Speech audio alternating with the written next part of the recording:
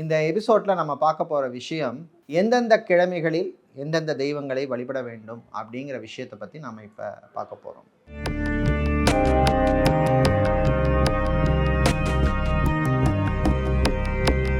அனைவருக்கும் வணக்கம். ரகசிய உண்மைகள் நேயர்கள் அனைவருக்கும் வணக்கம்.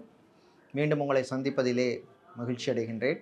இந்த இறைவனை இந்த நாட்களிலே தான் வழிபடணுமா அப்படின்னு சாஸ்திரங்களில் சொல்லியிருக்கா அப்படின்னு சொல்லி நீங்கள் ஃபஸ்ட்டு கேட்டிங்கன்னா அது இல்லைன்னு தான் நம்ம சொல்லணும்.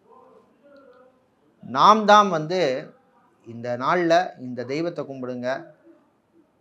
கும்பிட்டிங்கன்னா நல்லது, நல்ல பலன்னா கூடுதலாக கிடைக்கும்னு நம்ம தான் ஏற்படுத்தியிருக்குமே தவிர எந்த புராணங்களிலோ சாஸ்திரங்களிலோ ஜோதிட சாஸ்திரத்திலோ எதிலேயுமே அது சொல்லப்படவில்லை அப்படிங்கிறதான் உண்மை. ஆனால் நாம் வகுத்து வச்சுருக்கோம். திங்கக்கிழமையில் சிவனை கும்பிட்டா விசேஷம், செவ்வாய்க்கிழமையில் உக்ர தெய்வங்களை துர்க்கையோ காளியோ மாரியோ இந்த மாதிரி அம்பாள்களை அல்லது முருகப்பெருமானை வழிபடுவதெல்லாம் விசேஷம்னு சொல்லி வச்சுருக்கோம். புதன்கிழமைனா பெருமாள், வியாழக்கிழமைன்னு சொன்னால் குருமார்கள் லக்ஷ்ணாமூர்த்தி, வெள்ளிக்கிழமைனா மகாலட்சுமி, பார்வதி அம்பாள், ராஜராஜேஸ்வரி, லலிதாம்பிகை, சனிக்கிழமைனா ஆஞ்சநேயர் பெருமாள், ஞாயிற்றுக்கிழமைனா விநாயகரை சேர்த்துக்கலாம்.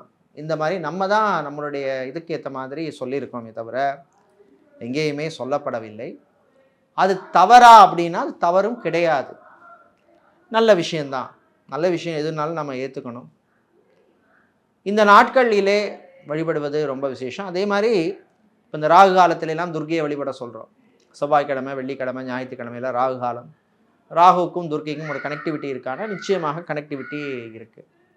ஸோ அதனால தான் இந்த ராகு காலத்தில் துர்க்கையை வழிபட சொல்கிறதுக்கான காரணம். அதே மாதிரி சரபேஸ்வரர் எடுத்திங்கன்னா, இல்லை நரசிம்மர் எடுத்திங்கன்னா, ஞாயிற்றுக்கிழமை ராகு காலத்தில் வழிபடுறது ரொம்ப விசேஷம். அதே மாதிரி பிரதோஷ நாட்கள்லையுமே நந்தியை வழிபடுறோம், சிவபெருமான் சிவலிங்கத்தை வழிபடுறோம்.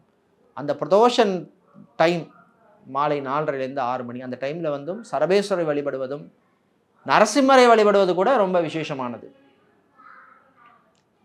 இப்படி நாட்களுக்கு ஏற்ற மாதிரி நம்ம அந்த கிரகத்தோடைய தொடர்பு இருக்குது.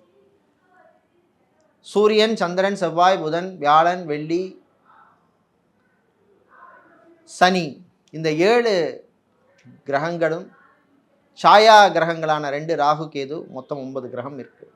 இந்த 9 கிரகத்தில் 7 முழு கிரகங்களில் அந்த நாட்கருக்குரிய கிரகங்களை வழிபடுவது போது தான் நம்ம அந்த கனெக்டிவிட்டியாக சொல்கிறோம். இப்போ ஞாயிற்றுக்கிழமை சூரியன் சொல்லணும். ஞாயிற்றுக்கிழமை சூரியனை வழிபடுவது, சிவனையும் வழிபடலாம், தப்பு கிடையாது. விநாயகரை கூட வழிபடலாம். திங்கட்கிழமை சந்திரன், சோமவாரங்கிறோம், சிவனை வழிபடலாம், அம்பாளை பார்வதி வழிபடலாம். செவ்வாய்க்கிழமை முருகனை வழிபடுவது விசேஷம். அதே மாதிரி உக்ர தெய்வங்களை, பெண் தெய்வங்களை வழிபடுவதும் ரொம்ப விசேஷம். இப்படி தான் இந்த கனெக்டிவிட்டி வந்திருக்கு. அப்புறம் ராகு காலத்தில் ஒரு சுவாமி, யமகண்டத்தில் ஒரு அம்பாள், குளிகையில் ஒரு அம்பாள் உள்ள ஒரு சுவாமி, இந்த மாதிரிலாம் நம்ம காலத்துக்கு ஏற்ற மாதிரி நம்ம பண்ணி வச்சுருக்கோம். இது எப்படி வரும்னு சொன்னால் இது பரிகாரத்துக்கு தான் வரும். அந்த பரிகாரங்கள் பண்ணும்பொழுது தான் இந்த சுவாமியை இந்த நாளில் கும்பிடுங்க, இந்த ஹோரையில் கும்பிடுங்க, இந்த ராகு காலத்தில் கும்பிடுங்க, இந்த யமகண்டத்தில் கும்பிடுங்க அப்படின்னு நம்ம சொல்கிறோம். பிரார்த்தனைகள் குறையும் பொழுது தான் இந்த பரிகாரங்கிற விஷயமே வருது.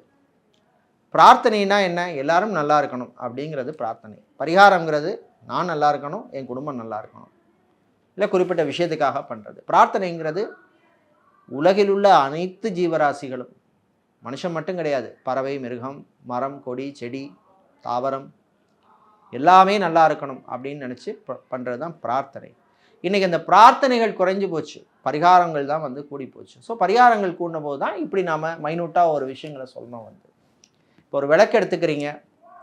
முன்னாடிலாம் கோவிலில் சுவாமி இருக்கின்ற கருவறை, அது மூலஸ்தானமாக இருக்கலாம், சன்னிதானங்களாக இருக்கலாம், பரிவார தெய்வங்களாக இருக்கலாம். அந்த சுவாமி இருக்கின்ற சன்னிதானத்தில் இருக்கிற விளக்கில் தான் எல்லோரும் எண்ணெய் வாங்கி கொடுப்பாங்க. இப்போல்லாம் பார்த்திங்கன்னா அந்த சுவாமிக்கு எண்ணெய் வாங்கி கொடுக்குறதே குறைஞ்சி போச்சு. எல்லோரும் என்ன பண்ணுறாங்கன்னா அந்த சுவாமிக்கு முன்னாடி உள்ள விளக்குகள் தான் விளக்கு போடணும். 5 விளக்கு, 10 விளக்கு, 20 விளக்கு, 50 விளக்குன்னு போடணும்.